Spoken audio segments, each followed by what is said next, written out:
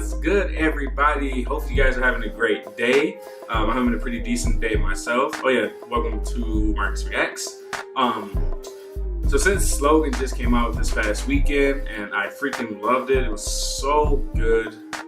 So good. Best Wolverine movie, and I really am glad that Hugh Jackman went out with a bang. It was a banger with a, I don't know. But, so since that movie just came out, I'm going to be reacting to Logan Easter eggs that you might have missed. So without further ado, just dive right in. Let's go.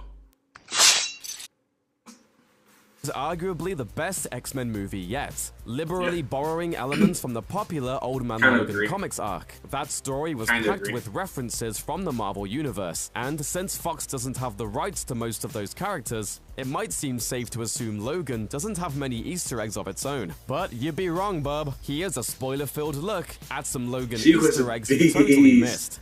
X-Men number 132. One of Logan's key plot points comes from the old issues of X-Men comics that Laura carries around with her, which supposedly contains the coordinates for the secret mutant haven, Eden. One of these issues is 132. While the comic they show is a prop made for the film, the decision to use 132 as the issue number isn't random at all. In the real world, X-Men 132 marks the first appearance of the cyborg Donald Pierce, one of the film's main bad guys, who battled Wolverine in that very issue.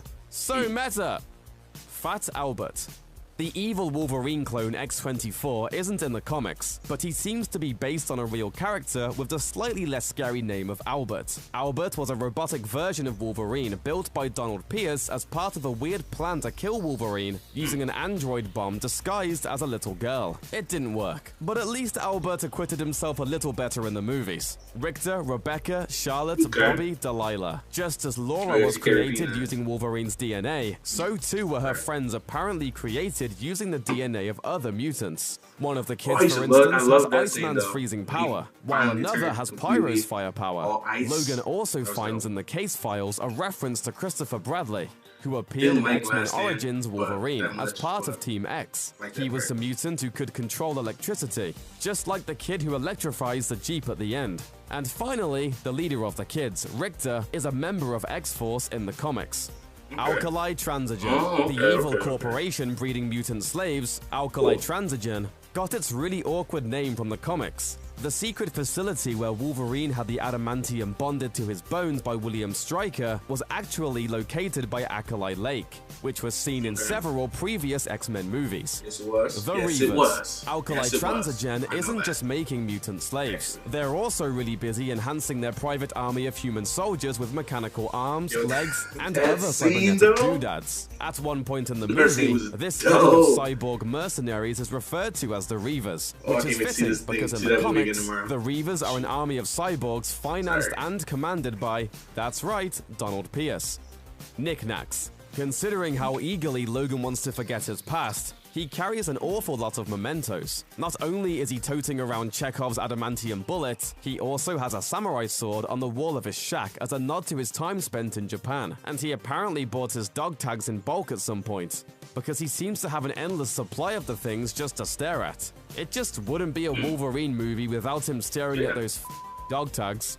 Greenwood Cemetery. At the beginning of the film, Logan is making ends meet as a limo driver. He ends up bringing some random people to a cemetery, where he has his first encounter with Laura. But that's not just any burial ground. Greenwood Cemetery has appeared in Marvel Comics for years, in titles ranging from Fantastic Four to The New Warriors.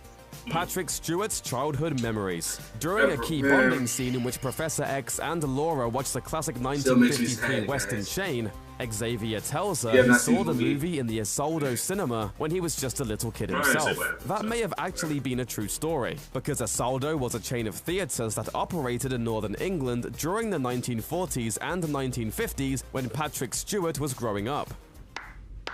Fascinating. Absolutely. He was so young. Thanks for watching. Click the looper icon to subscribe to our YouTube channel. Plus, check out all this cool stuff we know you'll love too. So again, I'm super sad that there's no more Patrick Stewart, no more Hugh Jackman. I'm so sad about that. They knocked their roles out of the park in this movie. They really did. Some of those I did notice. I thought they kind of showed some stuff, like some of the I didn't notice the sword in the movie. I did not notice that from the Wolverine, so I missed that one. Yeah, man, Logan. It deserved the rating it got, but I'm bummed. I'm still bummed. Like, I'm happy this movie was, like I said, I'm glad this movie was the movie that it should have been. It should have been as good as it was. It deserved to be. Hugh Jackman really deserved for this movie to end on his character to end on a high note, and it did. So I'm happy for them, but it's just at the same time, I do not want to see another Wolverine. Like, if you guys want to get, I've been seeing a few names out there about who could replace Hugh Jackman. Do it after I die. Do it after this generation at least. Wait until our kids. Well, no, our kids. Let's do our kids, not that long, but our kids become 20, 30s. Wait for time like a good 70, 60. No, wait till I'm like a good 60, 70 to get a new Hugh Jackman. Or wait until he passed away and then wait another 10 years and then you guys can recast Wolverine. But for the time being, if you not guys need a slasher with claws and feet's claws, just use X-23. Just use X-23. She was a beast. She didn't say much, so hopefully she can really act, like give her lines well. She gave a few lines, but they weren't really a lot of lines. She really didn't speak until the end of the movie when she started randomly speaking Spanish. That threw me off because she wasn't talking at all, but just all she did was scream the whole entire movie until I can't remember when, but she just started out of nowhere talking. And I was just like, wow. Anyway, guys, if you like my video, my reaction, please comment, like, and subscribe. If you guys like Logan, please tell me what you liked about it, what you did not like about it. Till next time, Marcus is out. Peace.